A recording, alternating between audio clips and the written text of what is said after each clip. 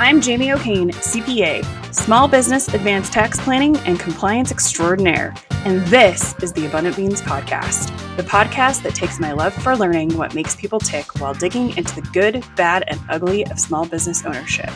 We strive to give you the insight that only those in the trenches of being and working with entrepreneurs can provide.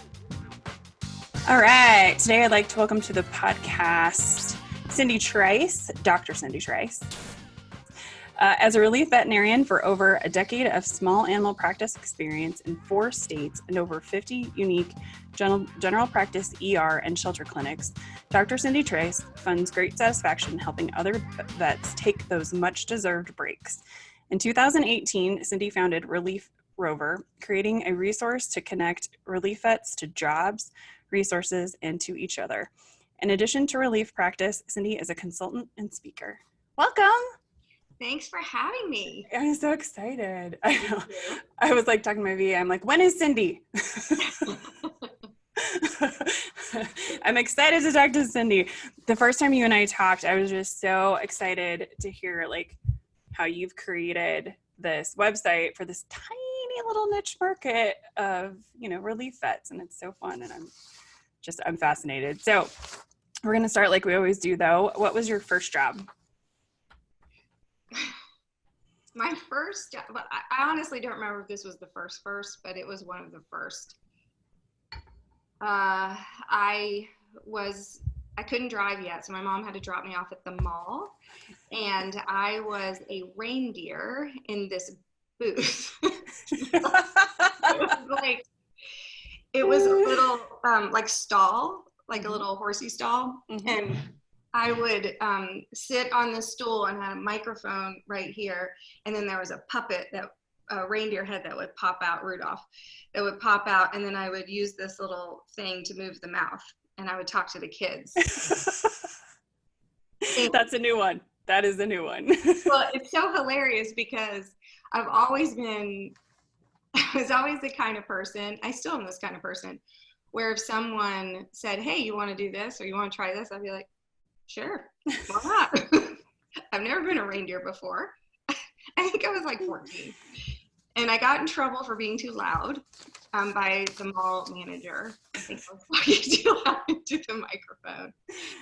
And then some of the kids would be sort of bratty and talk about how it was fake snow, it wasn't real. And I would have to sort of navigate my way through these conversations with the kids. This explains so much, and I love it. Right. Oh my gosh, that is so hilarious. All right, reindeer, I think is that's the first time we've had that on the podcast. So talk to us about how you got started in relief veterinarian work, or actually, can you define for us what relief veterinarian work is, just for our listeners who don't know? Yes. So the rest of the world calls it locum. In the States, we call it relief. Mm-hmm. And basically, we are business-to-business service providers, veterinarians who come in and we fill in shifts at various practices for a variety of reasons. It could be an associate or owners taking a vacation. It could be a maternity leave. It could be a sudden illness. It could be a practice that wants to grow their practice, and they're seeing if they can actually accommodate another veterinarian, and we will sort of fill in while they sort that out. So there could be all sorts of reasons. So that's basically what a relief practitioner is. Thank you. So how did you get started in relief work? So I started doing a little bit of relief work. I did an internship. I was an associate for a while. I didn't actually finish the first internship because I got sick, and then I went back and finished it. Mm-hmm. So after I was done with that, I was sort of at this point where I either needed to go get another associate job or figure out what I wanted to do. And I was thinking, do I want to be a practice owner? I had all these ideas. And I ended up doing some relief just to kind of check out the different practices in my area and see what they were like and check out different cultures. That's smart. Sort of with the idea of just seeing what was out there. I loved the place I had been an associate before, but but that was all I knew other than the internship. And so I was sort of shopping around, and then my husband, who is a freelance photographer, ended up getting a job teaching at a school in Missoula, Montana, and we live in Florida. And so we got to go live in Missoula for 6 months at a time, the warm 6 months from May through October. And so we lived 6 months in Montana and 6 months in Florida. So relief practice really was the only thing that would accommodate that kind of lifestyle. Mm-hmm. And when I was in Montana, I was the only full-time relief practitioner. So I had a ton of work. And that was the first time I think I realized, oh, this can be a career. Mm-hmm. Like this can actually be a career choice. And so at that point, I made it a career choice. And I did have a little stint in between where I went back to my previous associate position for a few years, but I was still doing relief. And then I was like, nope, that's not for me anymore. And relief practice is where I want to focus my career. That's awesome. So relief vets get to pick their work then. You know, you're not scheduled. You get to decide, you know, I want to work these days at these times for these practices. Exactly. You've got a lot of flexibility and a lot of autonomy. And, you know, the less flexible you are with the types of practices that you'll work at, then the less choices you'll have about where you want to work. But that's okay because it's all up to you. You can design it to what works for you and your lifestyle and what you're comfortable doing. That's awesome. So you did say that relief veterinarians or locum, it's a lot of it is for practice. Usually you guys are relieving practice owners or associates that work full-time in practices. And they really don't have any built-in like time off and things like that, which is one of the big issues in the industry is the burnout. So why is relief work so important for some of the issues we do see in the veterinarian industry, like burnout, emotional fatigue, other fatigue? How does relief work help alleviate that stuff? Yeah, and that one of the reasons that I love doing relief work is because not only do I love the flexibility and all of that and the variety, but I get such a good feeling from coming in and helping my fellow practitioners, because I remember how that felt as an associate and just desperately needing a break. Mm-hmm. And I had vacation time and I would take my vacation time, but honestly, I felt guilty because when I would go on vacation, I knew that my colleagues would have to pick up my slack while I was gone because the practice I worked for, they weren't in a habit of hiring relief to come in while an associate was away. So instead, the rest of us, so if I was there while someone else was on vacation, I felt the brunt of that, where we would basically see the same number of patients with one less doctor. Mm-hmm. And it's this self-perpetuating cycle of burnout. Mm-hmm. And so what a relief practitioner can do is they can come in and they can, while that associate or owner is on vacation, they then can see those patients. So then your other associates aren't getting burnt out, and it burns out the techs too. Because even though maybe you're not working with less techs, or you are when they're going on vacation, so it can happen on any level. Mm-hmm. But even if you don't, even if you have the same number of techs, if you're burning out your doctors are getting sometimes grumpy, harder to work with, harder to please. And it drags the whole culture down. So a relief vet can come in, they're fresh, they're, usually happy to be there, they're happy to have the work. And then the clients don't have to wait so long because you don't have these doctors trying to cram everything in. It makes everyone happier overall. It's fresh energy. And that's so important, that fresh energy, especially when you're in such a hands-on service-based industry. You have to have fresh energy, and it's an opportunity when somebody goes on vacation instead of a burden.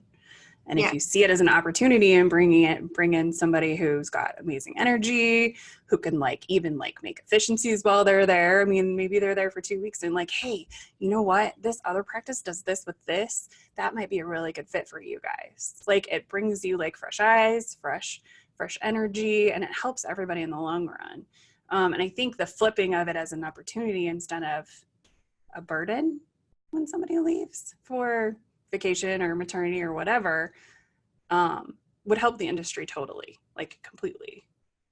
Absolutely. And, what you said about bringing in fresh eyes and fresh ideas, I always say relief vets are pollinators. Mm-hmm. We go to so many different practices and we learn, and it's not just different medical protocols or sedation protocols, but we learn communication techniques and we learn organization techniques and we see things, and you're right.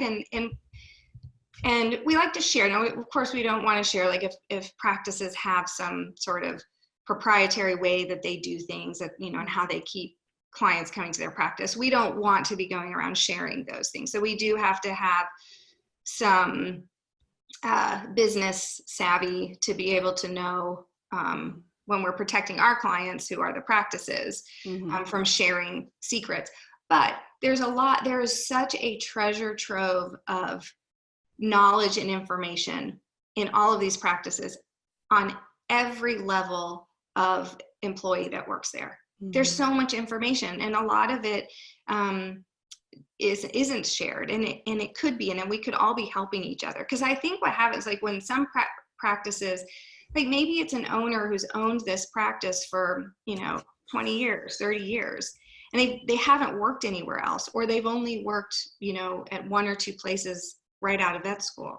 They forget. They don't know what else is going on, and how that there may be other ways to do things. So relief vets can help with that, of course, without coming in and dictating changes to the practice. You don't want to do that either. Oh, right. But yeah. I love that you say they're pollinators. Yeah. Right? They can, take the best piece of this practice and maybe see if it fits another practice, and help businesses run better. Yeah. While giving people some space for less burnout. I love it. And I've had practices actually ask me, will you tell me what do you think we're doing right? What do you think we're doing wrong based on your experience? I mean, that doesn't happen very often, but I have had practices ask me that. And I'm like, well, that's really interesting. And that's a very, I think, forward-thinking practice manager or practice owner who's asking those questions of relief vets. Doesn't mean you have to take their advice, but you learn a lot from that. Yeah, I think it goes back to that. It could be an opportunity for a practice, instead of a burden. Yeah, to fill that time. I love it. Let's see. So you said that you have practices, or there's practices that use relief vets to grow their practices, to see if they have capacity, to figure out how capacity works. Can you talk about that? Yeah, I think that's another opportunity for using relief veterinary services productively for practices. So maybe they're not quite sure if their practice, it's growing, but they're not quite sure they have enough for a full-time or even a part-time. They can hire a relief vet for a stint. So maybe you say, all right, we want to have you on for a 3-month stint, just to kind of see what changes we need to make in our practice to accommodate another vet. Do we have the capacity for another vet without the commitment of hiring, and negotiating benefits and doing all of that kind of thing that you would do with a new associate? It's relatively commitment free. I love that. Yeah. And that's what they want. And so I think the thing with the relief vets is that they want to work 3-month stints, or they want to work 3 days a week, or this is what they do. And so there's a lot less pressure to bring them in for 3 months and then hire them or whatever. And it would give the practice owner some bandwidth to decide, okay, we do want to hire an associate, and now I have time to do that. Yes, exactly. It gives them time to look for the right fit. And it's true that there are some relief vets, like I had talked about before, that they're out shopping for a job, and they're not going to tell you that because it's a little bit, like dating without, like, just getting introduced to people by your friends. Dating. Yeah. So when you don't know that you're getting hooked up, then people behave differently, right? That's right. So the relief vets will be, really, they are looking for an associate position, but they don't want the practices to know, so they can see what the practices are like on their regular behavior. But it works both ways, right? Because then the practice can also see how the relief practitioner practices. I don't think that that's the most common thing, but I do think it happens. I do think it exists. And sometimes those practices that are looking for an associate and hiring a relief vet to buy them some time do end up finding a, forever home for that relief vet. It just, sometimes there is a fit. So, I think that's just another way to look at it. I love it. It's dating without getting married. Yeah, exactly. We all need to do that more often. So let's talk about Relief Rover and how that came about. So I had the idea for Relief Rover because I had a practice reach out to me on LinkedIn. It was a single doctor practice in Truckee, California. And I was in Florida. I'm California licensed because I went to UC Davis, so I kept my California license, but I hadn't practiced out there. So I get this message on LinkedIn, and she's like, "Hey, how would you feel about coming to Lake Tahoe and covering my maternity leave?" I was like, "Lake Tahoe? That's a pretty place. Sure, why not?" So I screamed to my husband, "Hey, do you want to go to Tahoe for the summer?" He's like, "Sure." So I wrote her back, and literally, this, in some ways, this is completely insane to me, but I wrote her back. We ended up having a half-hour conversation, and the next thing I know, I'm packing my bags to go to Tahoe. There was a few months in between, and I thought, this is insane that a veterinarian from California found a relief vet in Florida. And then I thought, I can't possibly be the only person that is willing to do things like that. So what I thought is that your pool of relief vets is not necessarily only the ones in your area. People have all sorts of reasons for wanting to travel and be other places. My husband and I don't have kids. We've got, a couple dogs. He's freelance. So we have a very flexible lifestyle. I realize not everyone has that lifestyle, but sometimes people might have, maybe grandma and grandpa live in another state and they want to go spend the summer with them. Well, relief practice can, they can go, grandkids can be with their grandparents all summer. The vet can go work relief to kind of support the vacation. And then, of course, you can think of a lot of scenarios where this would work. But there is no good platform out there to connect these disparate people. There are a lot of regional staffing agencies, which I think are good. And staffing agencies is another concept than from what I'm trying to do. But so that's how Relief Rover was born. I just thought, well, let's see who else wants to connect. Yeah. So you created a community around this tiny niche, which I love so much. You're just like, we're going to create a community so that, people can talk, they can talk about best practices, they can talk about, everything. And so talk about how that community is helping each other and how it's grown. Yeah. So the initial idea was to connect relief vets and practices. But then what I also realized as I looked around is I thought to myself, there's not a lot out there. There's not a lot of resources and information for relief practitioners who want to be their own business. Like I've bumbled my way into being my own business. I didn't really know how to do it at all as a relief practitioner. Should I have a business entity? I didn't for a really long time. I operated as a sole proprietor. It never even occurred to me to be an LLC for any reason. I kept my books really old fashioned style. I just have my little checkbook. And I didn't really think about how to run it as a business. That I learned that over time in marketing. And I looked, and there's nobody speaking at conferences about relief practice. There are a few resources like on VIN and some of the other, I think there were a few other things I found, but nothing very concentrated and all sort of hard to find. So I thought Relief Rover can be that for people too, for relief practitioners, as a way to help them learn to be business to business service providers, help them understand what they need to do to set themselves up as a business, and also to connect with each other. So on Relief Rover, we have a community side where the relief vets can connect, and there are forums and groups, and they can talk about whatever the specific topic is and help each other problem solve. Mm-hmm. And then, but the employers are not in that part of Relief Rover, so they can do this in privacy. Mm-hmm. And then the employers are on another part, and they can connect on that part as well.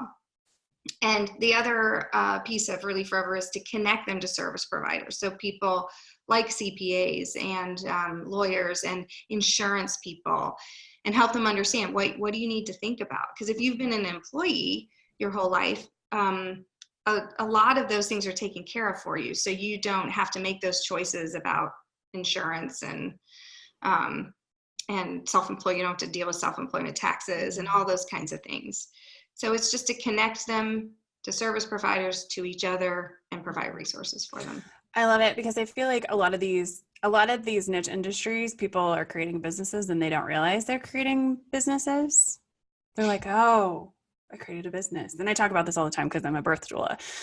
There's, people go to doula trainings because they're going to help people have babies. And then they're like, oh, I'm creating a business. Yeah. It's like, oh, wow. And I'm just like, what did you think you were doing?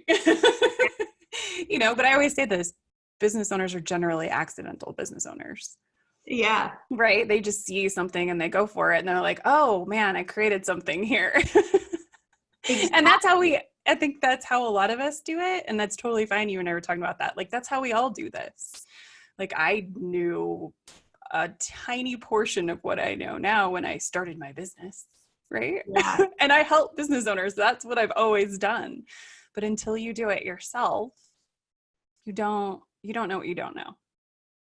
No. And I think that's so interesting what you just said about you don't realize you're starting a business. And I do think there are a lot of relief vets out there that don't think that they're a business. Mm-hmm. And interestingly enough, the practices don't think that either.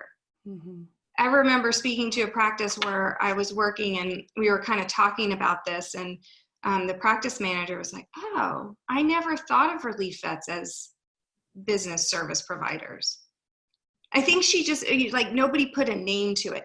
And there's something interesting about putting a name to something. Mm-hmm. It changes the way you feel, first of all, about what you're doing. Mm-hmm.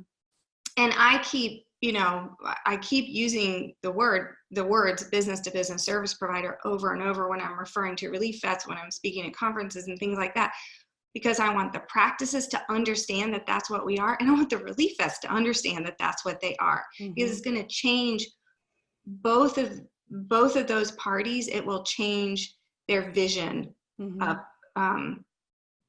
this niche, and it's going to elevate the niche. And then I think everybody's going to up their game, and everyone's going to have an opportunity to provide better and better services, and the whole thing is going to work better. I love that so much.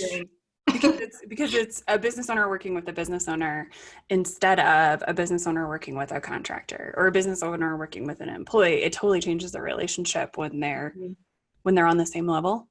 Yes. And you're totally right. And I love that. Wow. I need to go apply this in different places, but I love that. I love that that's going to be a lot of quotes, but I just love that. And like I was saying, it's an opportunity.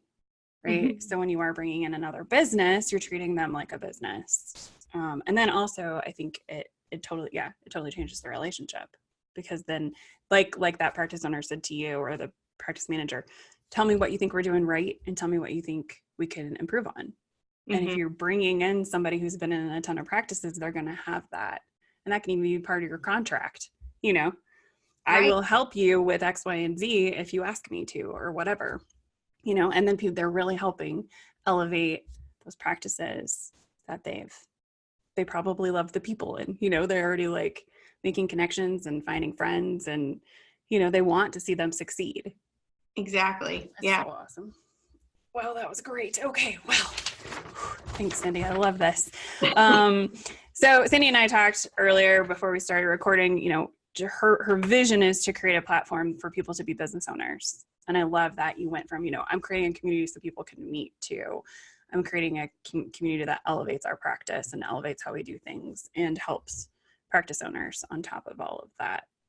So you're just taking the industry and moving it into a more sustainable place, which is my focus, which is what I love, is watching those people grow. So, okay. So before I ask my last question, what is the easiest way for people to find you? They can go to reliefrover.com, and that's the website, or my email is cindytricedvm@reliefrover.com. Perfect. And where are you speaking next? I'm speaking next at Western in Vegas, but Relief Rover will have a booth in the Startup Circle at VMX. Okay. And where's VMX? In Orlando. Okay. Awesome, guys. So if you are going to be there, go see Cindy. She's awesome. So, okay, last question. What is the one piece of advice you would give a veterinarian wanting to start their own relief business? I would tell them to have to first ask yourself the question of, am I flexible? Do I like flexibility? Mm-hmm. Do I have a flexible mind? You can learn to have a flexible mind. You don't have to be perfectly flexible, but you need to have that in your bones, because one thing I've found is that some relief practitioners end up finding that they don't like it because they want to just do things the exact way they've always done it in different places. But I don't think that you don't end up being a very happy relief practitioner that way. You have to have a more flexible mind like that. So I would say have a heart-to-heart with yourself about variety, flexibility, and serving your profession, because I do think this is a niche that is about serving the profession and serving your colleagues. Mm-hmm. And then I would say consult with some professionals like CPAs. Don't leave out the CPAs, and even potentially the lawyers to help you set up your business, and consult with Relief Rover, because we've got a lot of information to help you set things up. Yeah, I mean, find the community, see what it's about. I think talking to other people that are doing what you think you might want to do is always a good place to start. And I love that it's about flexibility. And I think people with a medical mind don't always tend to be the most flexible. I know CPAs don't tend to be the most flexible. So it's finding, that the right personality type, asking yourself, are you that right personality type to, step into different places and be okay with how they're running things, and, doing what needs to be done, not doing what you think needs to be done. And if you're not sure if you're that personality type, no harm in trying it out. Yeah. There are plenty of associate positions if you decide you don't like relief practice. But I think it's really fun, and I think it's a great niche for people. I love it. Well, thank you so much. I appreciate your time today. Thank you. Thanks so much for having me. Thank you so much for listening or watching. Be sure to subscribe on YouTube, iTunes, or wherever you prefer to listen. If you learned something and found some useful information to apply to your business today, please consider giving us a thumbs up and a review. Until next week, be abundant.